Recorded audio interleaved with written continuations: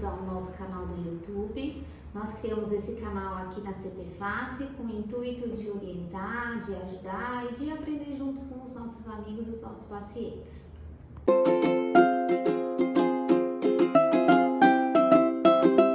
E hoje a gente vai começar falando sobre a famosa tireoide. Sobre alguns mitos que existem a respeito da glândula. E inicialmente o que eu quero dizer para vocês é que nós todos temos tireoide, tá? Isso é uma coisa muito comum aqui no consultório. Ontem mesmo eu atendi uma paciente que veio com o marido e ela falou: ai doutora, homem não tem tireoide, né? Então não precisa fazer o exame da tireoide. Precisa cuidar da tireoide sim, porque todos nós nascemos com a tireoide. Então nós temos uma glândula que fica aqui no nosso pescoço, que é a nossa glândula tireoide. Ela fica aqui na frente, ela é uma glândula super importante, produz os hormônios que são responsáveis por todo o metabolismo do nosso organismo. Então a glândula tireoide existe em você, em mim, em todas as pessoas.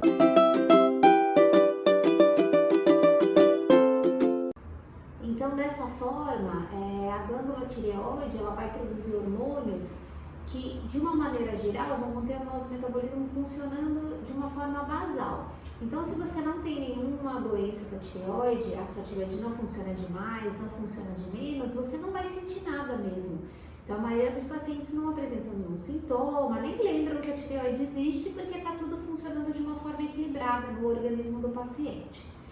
Quando essa glândula começa a funcionar de menos, então ela começa a ter um déficit da função, e a gente sabe que a principal doença que causa essa deficiência da glândula é a tireoidite de Hashimoto, que é um tipo de doença autoimune. Então o paciente começa a ter sintomas de hipotireoidismo. Como a glândula regula o metabolismo do nosso corpo todo, então quando a glândula começa a funcionar de menos, a tireoide funciona um pouco menos do que o normal, os sintomas que vão aparecer são relacionados a baixo metabolismo. Então, o paciente começa a ter um cansaço, uma fadiga, uma sonolência.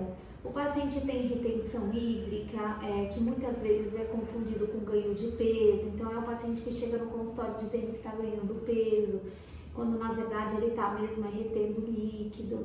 Ele tem deficiência de memória. São pacientes que vêm com queixa de queda de cabelo. O organismo começa a funcionar de forma lenta e o intestino acompanha essa lentidão no funcionamento. Então, o paciente também vem obstipado, com dificuldade de usar o banheiro, com as unhas fracas. Então, assim, é uma série de sintomas que não são específicos do hipotireoidismo. Então, eu sempre falo isso para os pacientes. Quem sente cansaço, quem sente fadiga, pode ter uma série de doenças, né? Não é só hipotireoidismo. Mas que é importante que quando o paciente apresenta essa queixa, que seja investigada a glândula tireoide dele, porque pode ser sim que ele seja um paciente com hipotireoidismo, que é uma doença de fácil tratamento desde que diagnosticada. Então, se o paciente tem uma falta do hormônio da tireoide, a gente vai repor esse hormônio. O paciente passa a tomar um comprimidinho todos os dias, que vai fazer a função que aquela glândula não está conseguindo fazer mais. E aí o metabolismo do paciente volta ao normal, ele volta a ter uma vida mais ativa, a ficar mais animado, melhora a memória, melhora a sonolência, o cansaço. Então o hipotireoidismo ele não é uma doença grave desde que tratado. Agora, se o hipotireoidismo é negligenciado e não é tratado, ele pode se tornar uma doença muito severa, levando o paciente até ao coma e ao óbito. Então é uma doença que precisa ser pensada. Precisa ser investigada quando os pacientes têm alguma queixa de hipotireoidismo.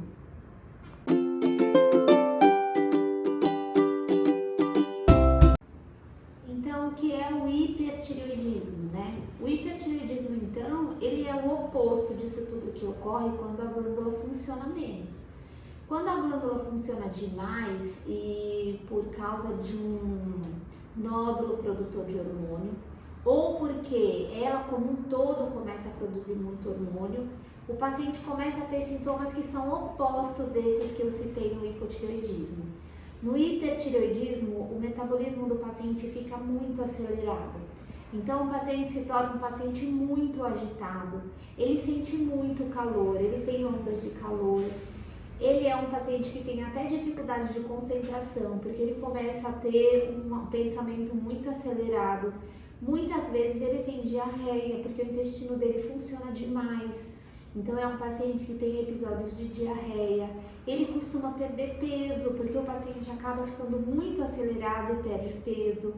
Em alguns casos, que também pode acontecer, o paciente fica tão ansioso e tão agitado que ele come tanto que ele ganha peso. Então, assim, muitos pacientes, a maioria dos pacientes perdem peso no hipertireoidismo, mas existe um número de pacientes que acaba até ganhando peso, que ele começa a se alimentar demais, porque ele se torna um paciente muito agitado.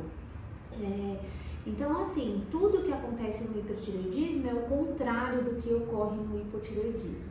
O tratamento, ele não é tão simples, né? No hipotireoidismo, o tratamento é uma medicação e ponto. No hipertireoidismo, existe uma tendência da gente tentar primeiro tratar com a medicação. Então, existem drogas chamadas antitireoidianas. E essas drogas, elas conseguem inibir esse funcionamento exagerado da tireoide. Existe também o uso de beta-bloqueador, porque o paciente começa a ter o coração muito acelerado, então é comum nesses pacientes que o cardiologista indique um beta-bloqueador, que é uma medicação para poder deixar o coração batendo de uma forma mais lenta. E esse paciente diminui o risco de ter uma arritmia, algum problema cardíaco.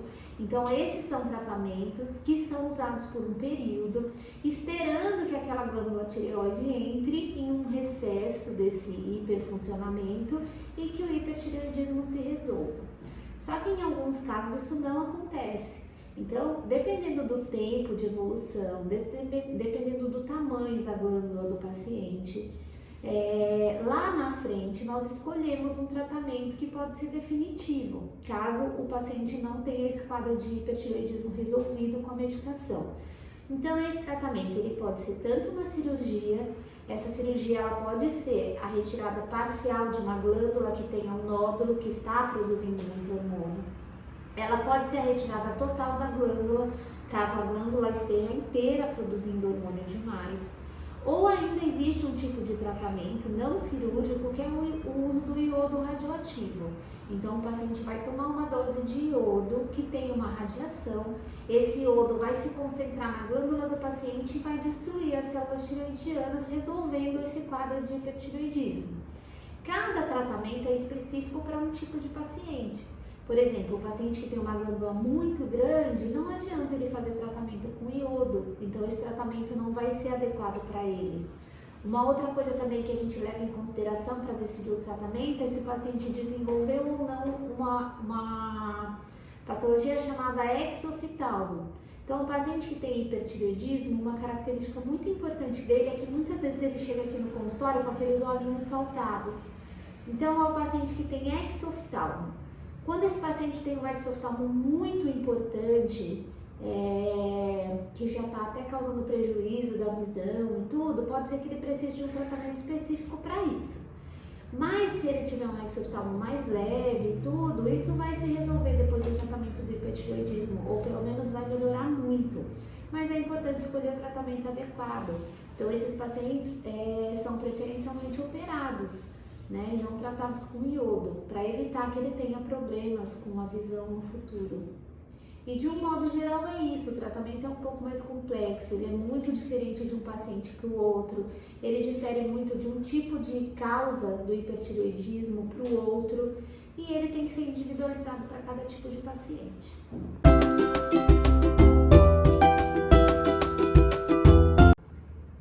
Então, assim, uma terceira doença que pode acometer a tireoide, além do funcionamento dela ser muito grande ou muito pequeno, é a presença de nódulos na tireoide. Os nódulos na tireoide, eles acontecem muito com o passar da idade, eles são mais comuns nas mulheres. A maior parte dos nódulos é benigno, não vai causar mal nenhum para aquela paciente, não vai precisar ser operado. Só que assim, uma pequena porcentagem das pacientes que têm nódulo na tireoide, elas têm câncer de tireoide. Então, normalmente o paciente vem muito preocupado, né? A palavra nódulo, ela é assustadora. Quando o paciente vai lá, faz um ultrassom, o médico do ultrassom fala, você tem um nódulo na tireoide, o paciente chega muito assustado aqui no consultório. O que eu faço na primeira consulta é já acalmar o paciente. 95% desses pacientes não vão precisar operar, não vão ter câncer de tireoide, nada disso. Esses nódulos eles vão surgindo com o tempo por causa do envelhecimento da glândula. Eles na maior parte das vezes são só um bócio nodular, um adenoma, que são doenças benignas, não vão causar mal nenhum para o paciente. Então, assim, eu sinto que minha primeira função quando o paciente chega aqui com nódulo na tireoide é passar essa informação para ele, para que ele se acalme, porque a gente vai passar por um período de investigação desse nódulo, que pode ser um período curto ou um período lento, porque muitas vezes o paciente chega aqui com um nódulo muito pequenininho para mim. Então eu vou ficar anos acompanhando aquele nódulo do paciente, muitas vezes sem precisar fazer punção, sem precisar fazer nada, só mesmo acompanhando com ultrassom. Ou pode ser um período de acompanhamento mais curto, porque o paciente pode chegar aqui com um nódulo muito suspeito ao ultrassom, eu posso já pedir uma punção, pode realmente ser que esse paciente pertence àquela minoria de pacientes que tem câncer de tireoide e a gente tenha que operar. Tá? Mas assim, a investigação ela é muito específica para cada caso. Então depende se você tem história familiar, depende se você já tratou alguma outra doença, se você fez algum tratamento, por exemplo, com radioterapia, já que a tireoide ela é muito sensível à radiação. Então pacientes que fizeram radioterapia, por exemplo, por câncer de mama, são pacientes que eu conduzo a investigação de uma forma diferente. Porque são pacientes que têm uma chance maior de ter câncer de tireoide. Ou pacientes que vêm já com uma história familiar, chega aqui e fala, doutora, minha avó tinha câncer de tireoide, minha tia tinha câncer de tireoide. Então, lógico que esse paciente ele vai ter uma condução diferente, né? Mas a maior parte dos pacientes vão só fazer ultrassom a cada 6 meses, segmento, e o nódulo não vai ser nada de grave, tá? Então, eu acho que essa é a principal informação sobre nódulos na tireoide. Porque essa informação acalma o paciente quando ele recebe o diagnóstico.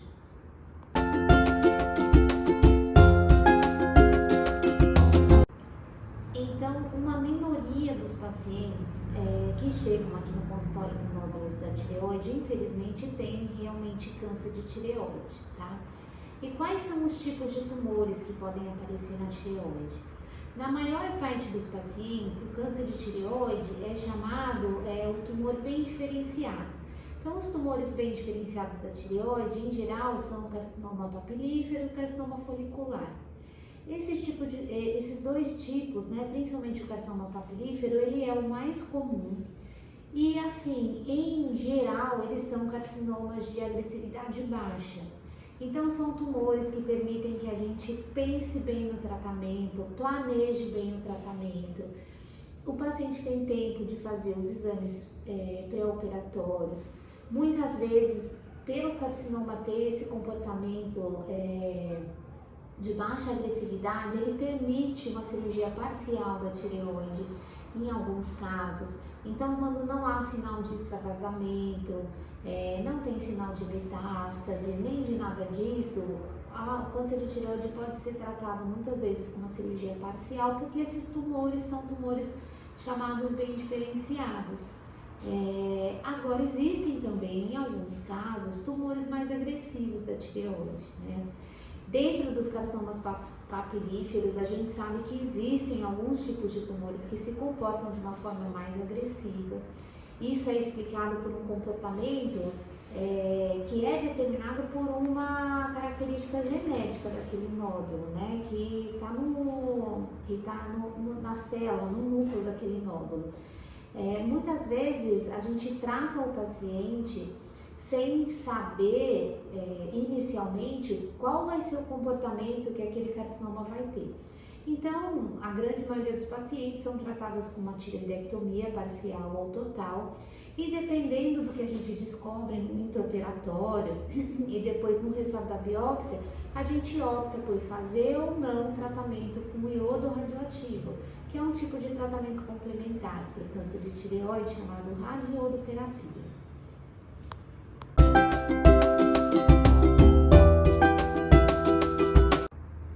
Mais uma condição que eu queria falar para vocês a respeito da tireoide é o aparecimento do bócio difuso.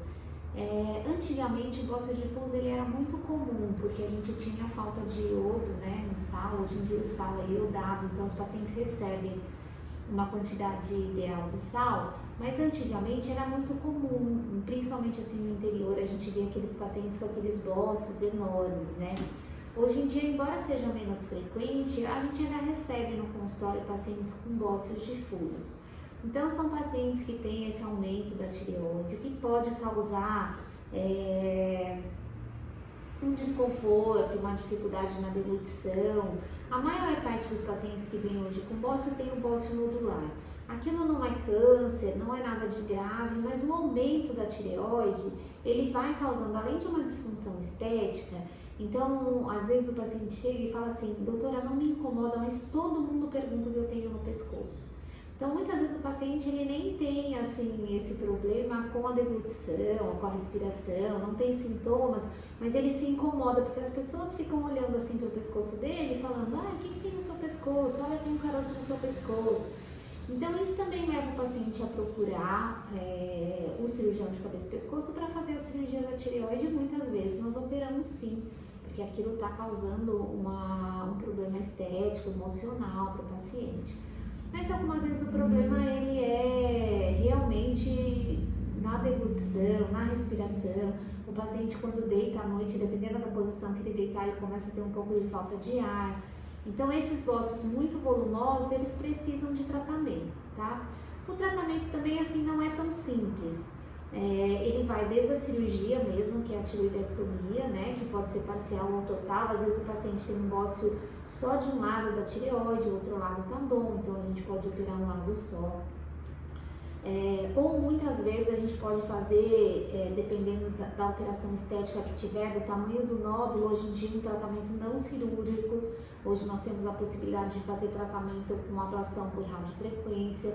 E até em alguns casos, assim, que são casos de exceção, mas que a gente faz em alguns pacientes, que já vem pra gente, assim, muito idosos, às vezes com muitos problemas de saúde já, não tem condição cirúrgica. Nesses pacientes a gente tenta fazer um tratamento com iodo radioativo, que é um tratamento que não diminui 100% a glândula e tudo, mas que melhora os sintomas. Os pacientes voltam muito satisfeitos depois de tomar essa dose de iodo, dizendo que não tem mais dificuldade para respirar, não sentem mais um peso tão grande no pescoço, e é reservado para esses pacientinhos que não podem mais fazer o tratamento cirúrgico por algum problema de saúde.